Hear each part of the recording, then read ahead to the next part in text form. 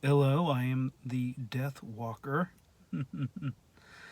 and these talks are here to destroy the idea that talking about death has to be morbid or has to be weird or taboo or all those things.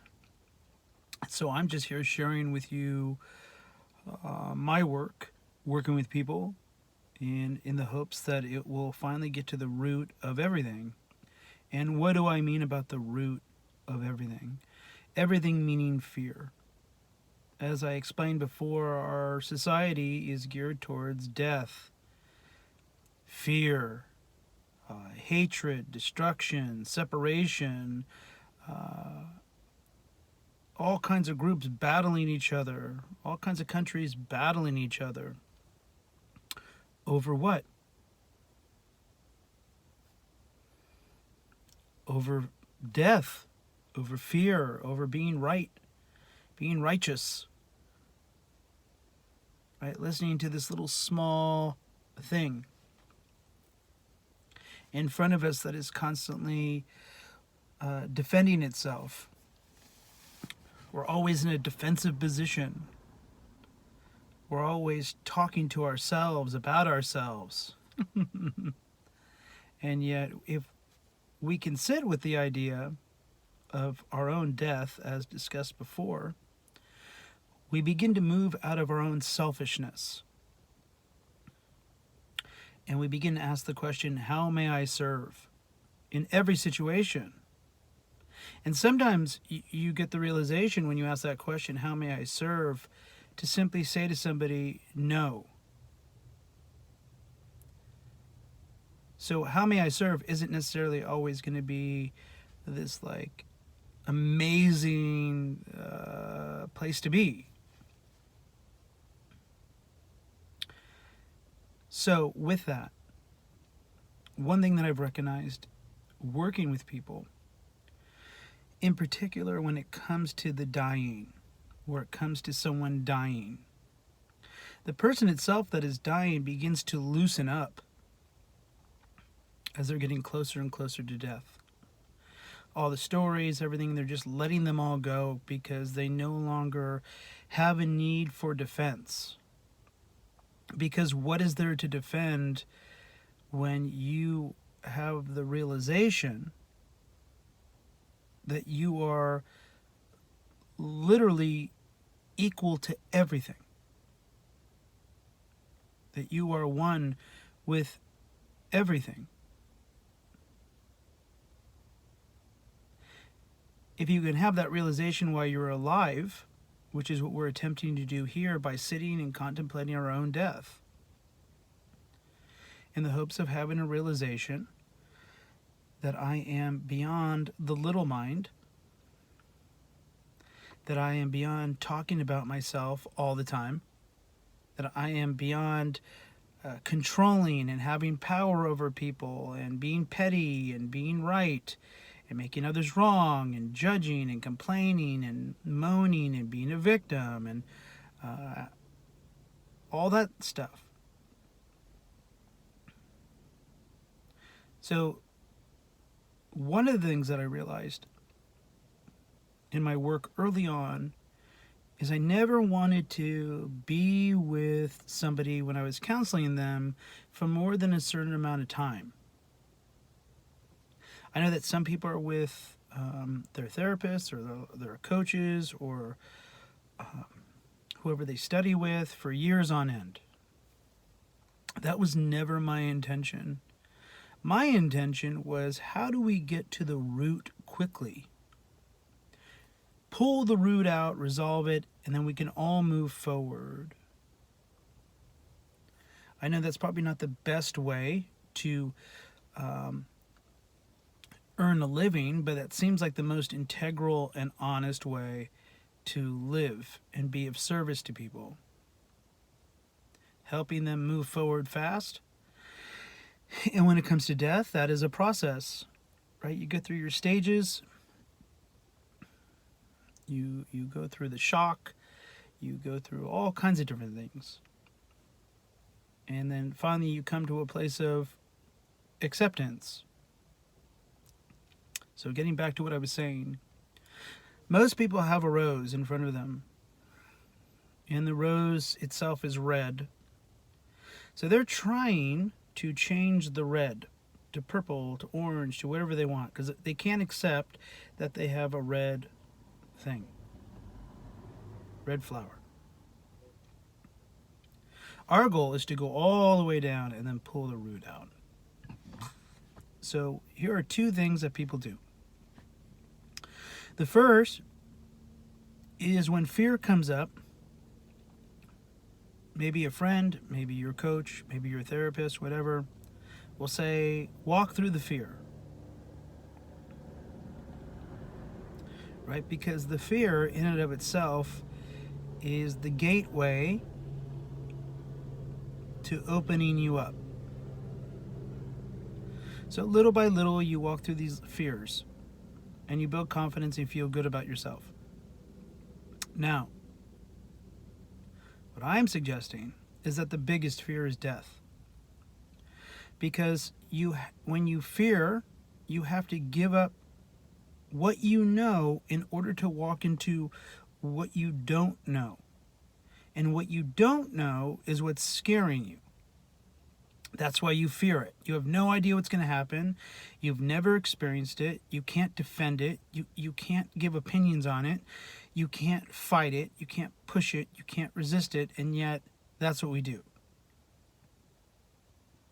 Right? We run from it. We hide from it. We make lists. We do all kinds of things in order to not deal with it.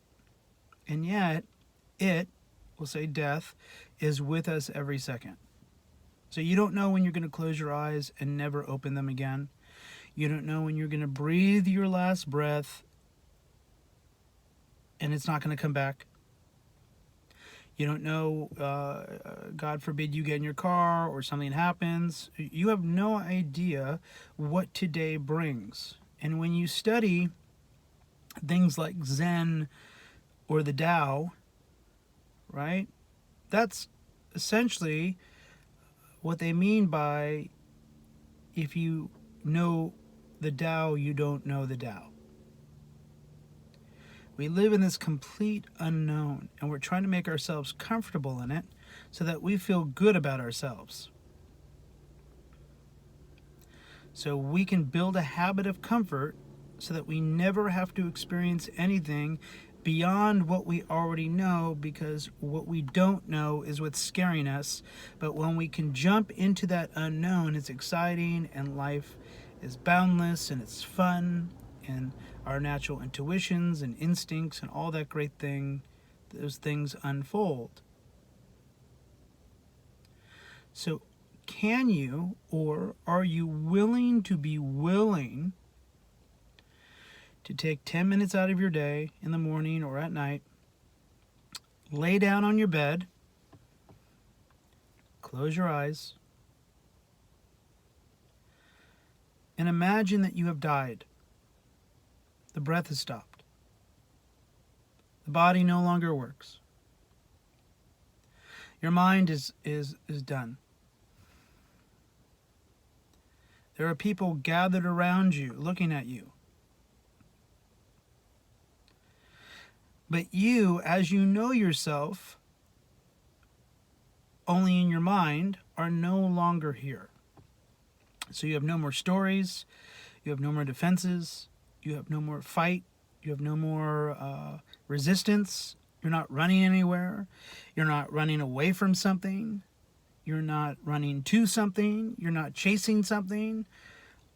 All that is out the door because you finally embraced the reality of nature. And there's freedom in that.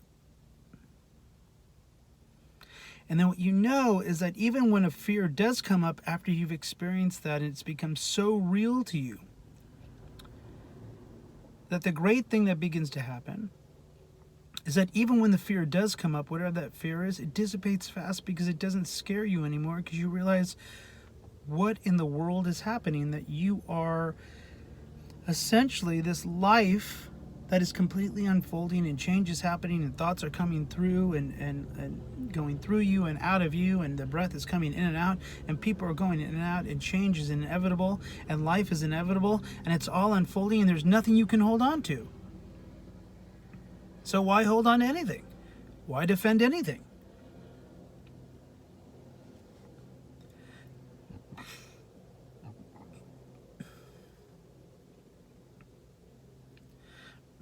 So some of you know that are watching this, I had the opportunity to die. So I died, I guess it would be around a little bit less than like 18 years ago.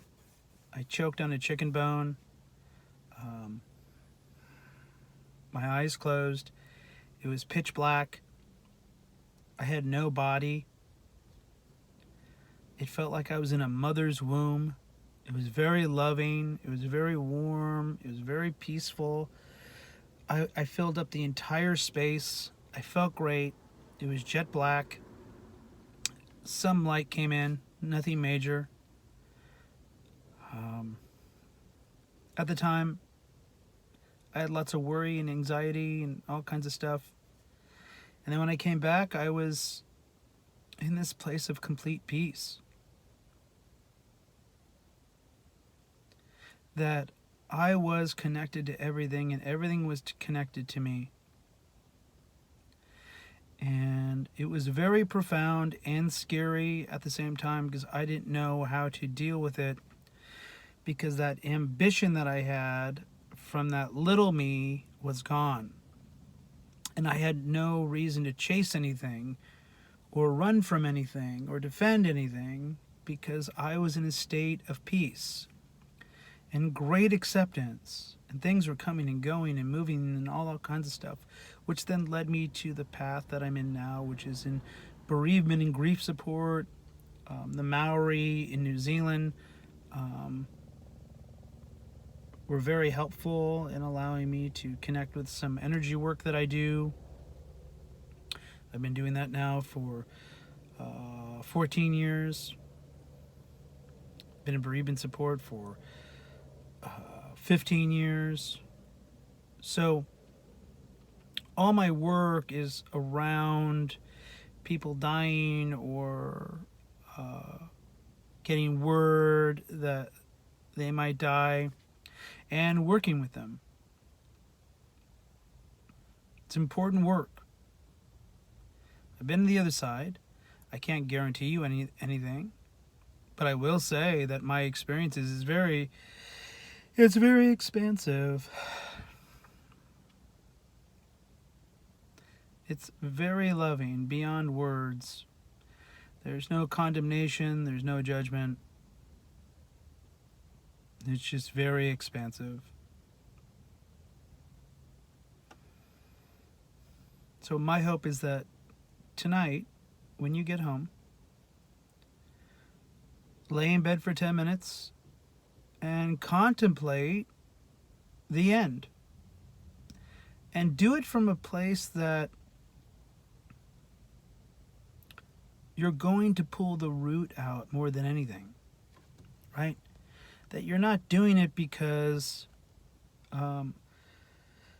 you want to know what happens when you die. You're doing it because you finally want to get rid of this need to run, hide, defend, hate, judge, create war within yourself, create war outside yourself, create unforgiveness, resentments, all that stuff. That you just want to drop it all. That you're tired of holding on to all of it. You're tired of holding on to everything. You're tired of controlling. You're tired of controlling yourself. You're tired of controlling others. You're tired of controlling when the next relationship's going to come, or when the relationship's here, the rules that they don't know about that you're going to bring towards them, you know. So tonight, can you do that? Can you do that? I don't know. It's up to you. You can or you cannot. But I hope that you'll begin to see that what we're doing here is we're pulling out the actual root of all fear. And then you'll stop giving your attention to the media, which wants you to pay attention. So you're paying, so you're giving your money away to things that are skeletons.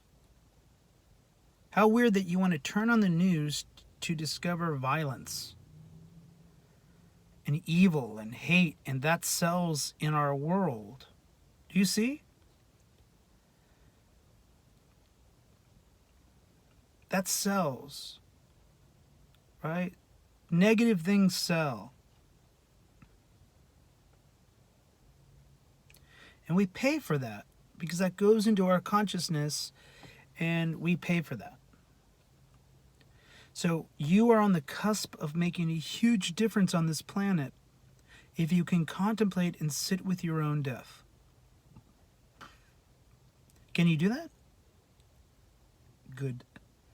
I am the Deathwalker, and thank you for stopping by.